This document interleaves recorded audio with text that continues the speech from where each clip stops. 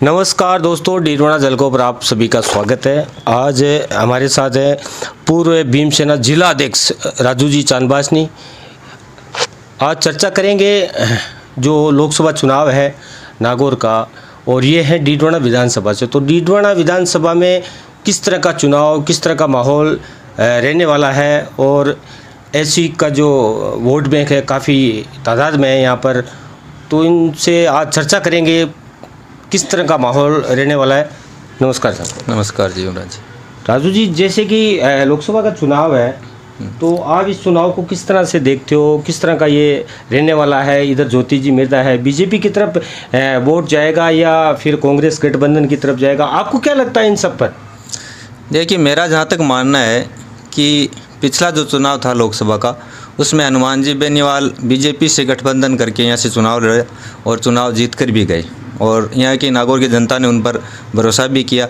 लेकिन इस 5 वर्ष में मेरे हिसाब से हनुमान जी बेनीवाल ने नागौर क्षेत्र में किसी भी तरह का कोई विकास कार्य नहीं हुआ, और ख़ास तौर पर डीडवाना में तो जीरो है, उनका काम हुआ भी नहीं।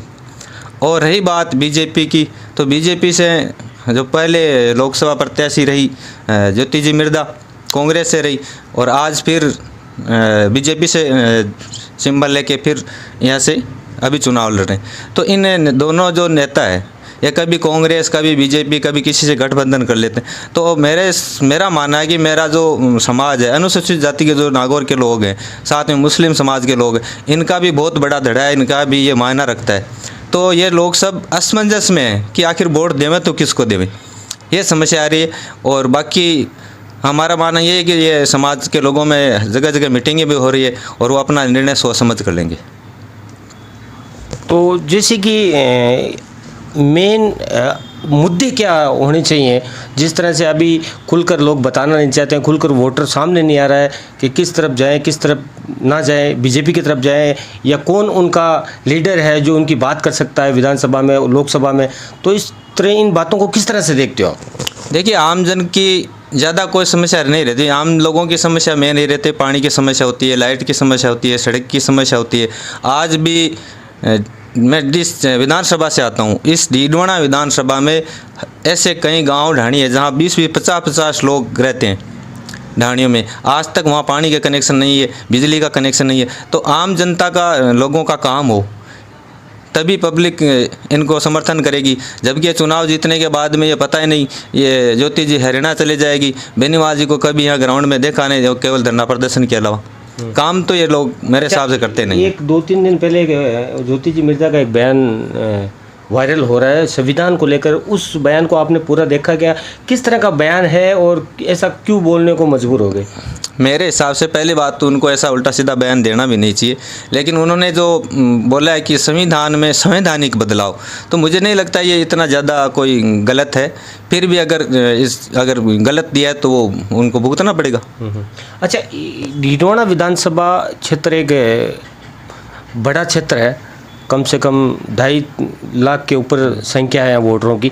तो यहाँ पर एक मुस्लिम चेहरा है यूनुस खान, जो राजस्थान में भी एक बड़ा चेहरा है, वो अभी साइलेंट है, निर्दलीय चुनाव जीते हैं, वो साइलेंट है। तो उनका रुख किस तरफ हो सकता है, इसको लेकर आपके मन में कोई विचार? देखिए, उनका विचार अलग है, वो जाने। हम उनके विधानसभा में साथ खड़े थे। अब वो स्वतंत्र है, पब्लिक यहाँ की भी स्वतंत्र है। हालांकि मेरा किस तरफ जा सकते हैं, मतलब बीजेपी की तरफ जा सकते हैं, अब किस तरफ जाए तो वो उनका मसला है। अब उनको किस पार्टी से कैसे बात बनेगी, नहीं बनेगी, किस पार्टी से बात होगी, या खुलकर सामने आएंगे या नहीं आएंगे, या तीसरे मोर्चों को समर्थन करेंगे, वो उनका निजी मामला है, मैं उनके बारे में नहीं कह सकता। राजू जी, जिस तरह से देश के अंदर ईडी, सीबीआई, इन सब का जिस तरह से उपयोग हो रहा है विपक्ष की पार्टियों पर, और आपको कभी ऐसा लगा किसी भाजपा नेता के घर ईडी या सीबीआई गई है, ऐसा आपको लगता नहीं? जिस तरह से वो इन सब का उपयोग हो रहा है, लोकतंत्र खतरे की तरफ है, इन सब पर क्या सोचते हैं? देखिए, भाजपा कि जब से सरकार बनी है तब से अदर जो पार्टी है, चाहे वो बीएसपी हो, चाहे कांग्रेस हो, चाहे आम आदमी हो, इनको निशाना बनाते हैं। और ईडी ये जो कई जो संघ है, एजेंसी है, इनका ये यूज करते हैं, वो गलत है। लेकिन कमज़ोरी ये भी रही है कि ये कांग्रेस इतना बड़ा पार्टी जो संगठन है, ये इनका मतलब विरोध नहीं करते हैं। जैसे आज ईवीएम का विरोध भारत मुक्ति मोर्चा है संगठन आज 5 साल से विरोध कर रहा है कि अभी ईवीएम से चुनाव नहीं होना चाहिए। अभी जो किसान आंदोलन चला, कांग्रेस के लोग सिर्फ किसान आंदोलन का केवल सोशल मीडिया और टीवी बाइट के माध्यम से समर्थन दिया है, जबकि किसान वहाँ 15 महीने तक बैठे रहे।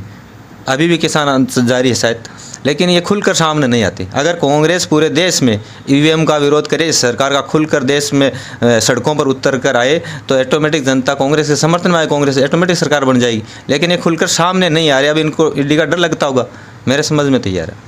अच्छा, एक बात बताओ, जिस तरह से मोदी जी बार बार भाजपा नारा लगा रहे 400 पार 400 पार, आप इस चीज़ को किस तरह से, हकीकत में रियलिटी उनके पास कोई फॉर्मूला है या गारंटी है, किस तरह से वो 400 पार का नारा लगा रहे हैं? और दूसरी बात, राजस्थान के अंदर क्या 25 की 25 सीट आ सकती है भाजपा की? देखिए, मुझे नहीं लगता कि 25 की 25 सीट आएगी। 400 पार कहने से या तो इनको ऊपर ईवीएम पर भरोसा है, तभी ये 400 पार की बात कर रहे हैं। अगर बिना विश्वास के साथ कैसे कहते हैं? ये भी नारा देते हैं कि सबका साथ सबका विकास। तो सबका साथ सबका विकास के साथ अगर ये चलते, उस पर अगर काम करते, तो देश भर में मुस्लिमों को क्यों टारगेट किया जाता, उनको टिकट क्यों नहीं दी जाती? तो सबका साथ सबका विकास, इनका ये जो नारा वो भी फेल है। हो सकता है इनको ईवीएम पर भरोसा होगा। मुझे नहीं लगता कि अब की बार मोदी जी को सरकार बनेगी। अच्छा, भाजपा राजस्थान के अंदर आपके अनुमान कहाँ कमज़ोर महसूस हो रही है आपके हिसाब से? अभी आप तो देख रहे हो, आप चारों तरफ घूम रहे हो। भाजपा, देखिए मैं तो ज़्यादा नहीं घूमता, लेकिन मेरे हिसाब से 5-7 सीट पर भाजपा की बार हारेगी। तो ये थे राजू जी चांदबासनी, एक अच्छे सामाजिक कार्यकर्ता हैं। तो इनसे शिक्षा, चिकित्सा और भारत की राजनीति और राजस्थान की लोकसभा सीटों पर चर्चा हुई। नमस्कार।